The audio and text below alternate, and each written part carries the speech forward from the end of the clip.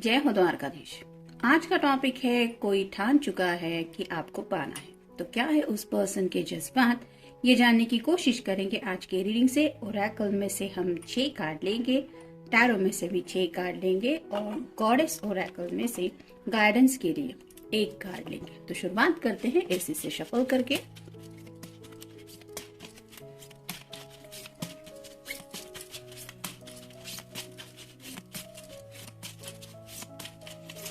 ये मिल गया कार्ड।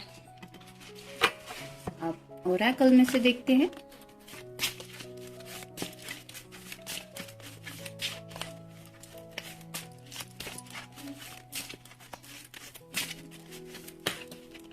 एक, 2,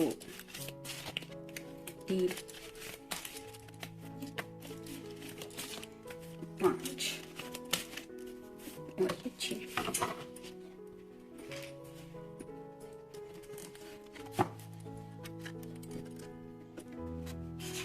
अब देखेंगे टैरो के कार्ड्स।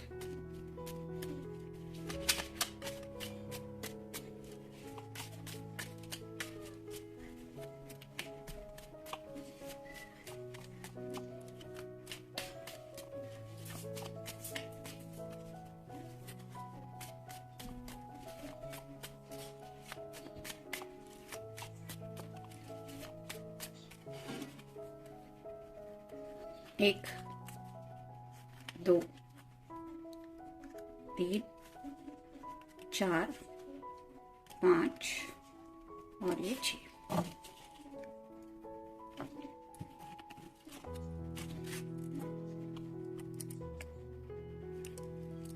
पहला ही कार्ड है 4 ऑफ सॉर्ड्स का।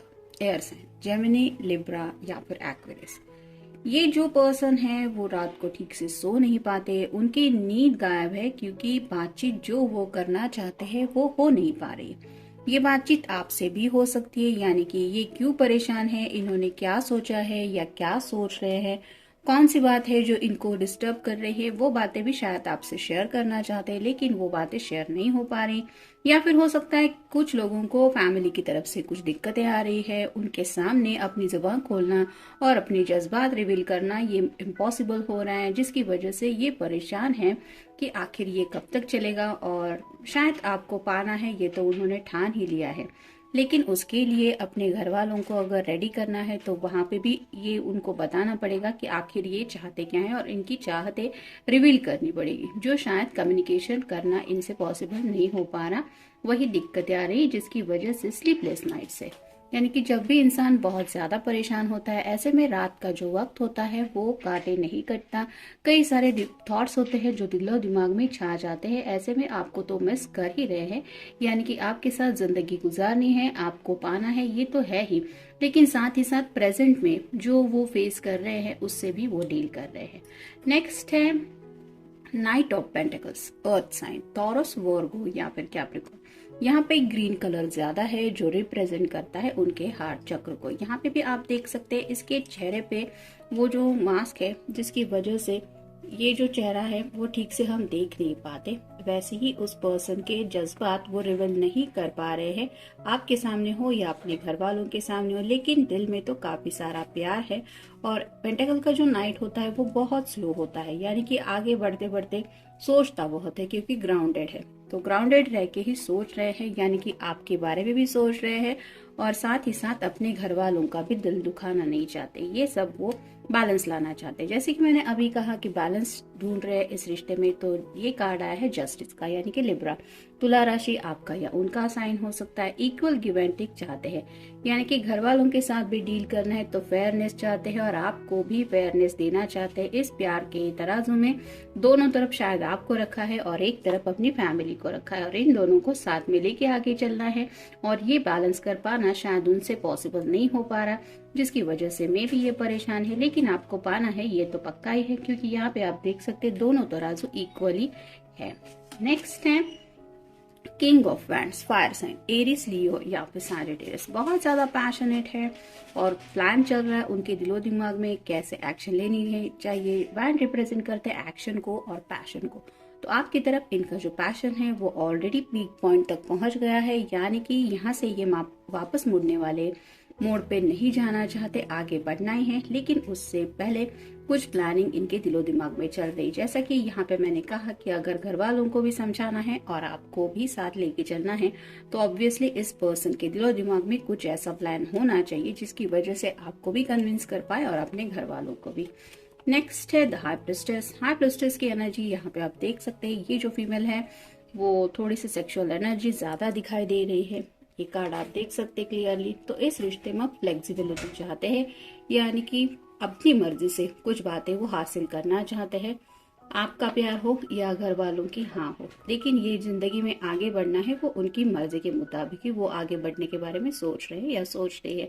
यहाँ पे नीचे की तरफ पानी है जो रिप्रेजेंट करता है इमोशंस को, तो काफी ज्यादा इमोशनली होके आपके बारे में सोचते रहते हैं। साथ ही साथ सेक्सुअल एनर्जी की वजह से भी आपसे काफी ज्यादा कनेक्टेड ये पर्सन है।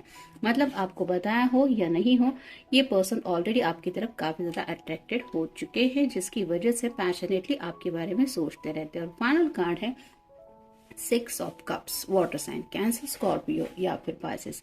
आपके साथ जो भी वक्त इन्होंने अब तक बिताया है वो उनकी जिंदगी का बेस्ट टाइम वो मानते हैं, यानी कि वो हैप्पीनेस उन्हें मिल चुका है जो वो जिंदगी में ढूंढ रहे थे। और छोटे छोटे लम्हों में जो खुशियां मिली है वही खुशियां वो जिंदगी में आगे भी कंटिन्यू अपनी लाइफ में पाना चाहते हैं, जिसकी वजह से ही शायद उन्होंने ठान लिया है कि आपको पाना है।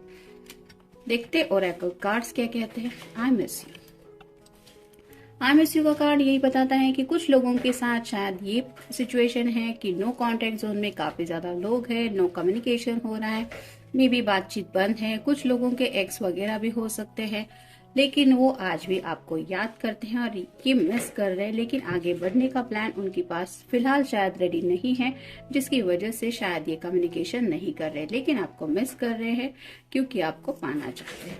Let's do some shopping. तो जैसे कि त्योहार है, शॉपिंग वगैरह तो चलती ही रहती है। अगर आपके साथ कभी इन्होंने कुछ शॉपिंग की है तो वो लम्हे उन्हें याद आ रहे हैं कि किस तरह से आप दोनों ने वो मोमेंट एंजॉय किए थे, और आज भी वो आपके साथ ऐसी शॉपिंग को जाना चाहते हैं, यानी कि जिसमें आपके साथ वक्त भी बिता पाए और आपको ऐसा कोई तोहफा दिलाए कि आपको एहसास हो कि इनके दिलो दिमाग में किस तरह से आप छाए रहती हैं या छाए रहते हैं। Are you misunderstanding? तो कुछ कम्युनिकेशन से रिलेटेड कुछ बातें हो सकती है, यानी कि इन्होंने शायद कुछ कहा है या आपकी तरफ से कुछ बातें गई है जिसका बात का बतंगड़ बन गया है, जिसकी वजह से शायद मिसअंडरस्टैंडिंग हो चुकी है और इस मिसअंडरस्टैंडिंग को क्लियर करना जरूरी है, जो शायद हो नहीं पा रहा है। और उन्हें ऐसा लग रहा है कि इस मिसअंडरस्टैंडिंग की वजह से, मिसकम्युनिकेशन की वजह से दूरियां बन रही है आप दोनों के बीच में, और इन्हीं दूरियों को मिटाने के बारे में ये पर्सन सोच रहे हैं। I want my relationship back. Cards तो आपके सामने ही शफल करके रखे और एक के बाद एक कार्ड वही आए हैं कि ये कार्ड यही बताता है कि कुछ लोग जो इस रिश्ते से मुंह मोड़ चुके थे, यानी कि कुछ लोगों ने शायद ब्रेकअप वगैरह भी कर लिया था, वो लोग भी आज भी आपको पाने के बारे में सोच रहे हैं और ये चाहते हैं कि वो रिश्ता, वो रिलेशनशिप इन्हें वापस मिल जाए। और अगर कुछ मिसअंडरस्टैंडिंग हो चुकी है तो वो क्लियर करने के लिए भी ये तैयार है, क्योंकि ये रिश्ते में सीरियसली आपको पाना चाहते हैं। Look into my eyes.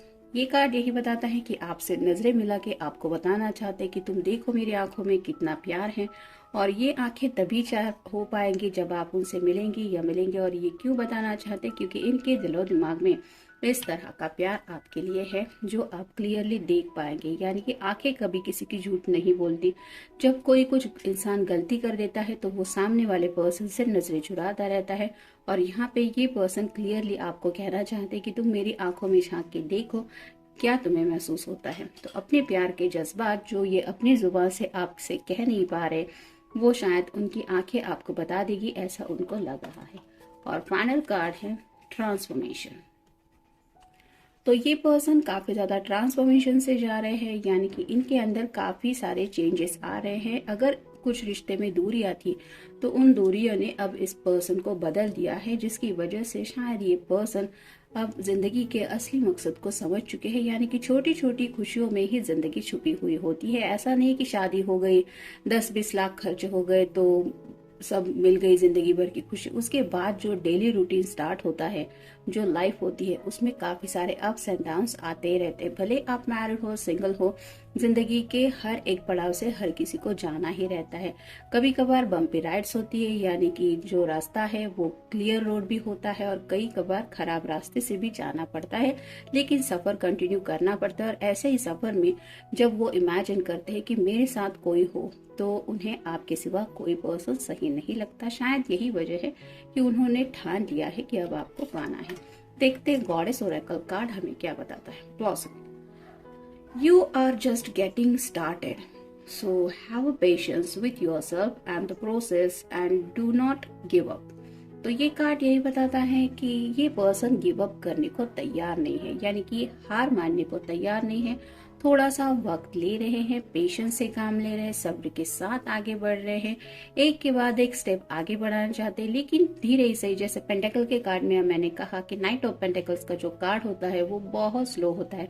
उसके पास घोड़ा भले ही हो, लेकिन ग्राउंडेड होने की वजह से आगे बढ़ते हुए वो सोचते सोचते ही आगे बढ़ता रहता है, जिसकी वजह से थिंकिंग प्रोसेस काफी ज्यादा होती है, जहाँ पे फैमिली से जुड़ी बातें भी होती है, पैसों से जुड़ी प्रैक्टिकल बातें भी होती है और अपनी चाहतों की बातें भी होती है। उन सब का कैलकुलेशन किया जाता है, मुझे क्या चाहिए, घर वालों को क्या चाहिए, पैसे कितने हैं, कैसे मैनेज करना है, विश क्या है, ये सब सोचते सोचते वो आगे बढ़ता रहता है, जिसकी वजह से सब्र से काम लेना पड़ता है सामने वाले पर्सन को। तो यहाँ पे भी यही है कि वो गिव अप करने को तैयार है। आपको पाना है ये तो उन्होंने ठान ही लिया है, लेकिन धीरे धीरे सही वो अपने प्लान पे शायद काम कर रहे हैं। तो जनरल रीडिंग है, मिलते हैं नेक्स्ट रीडिंग में।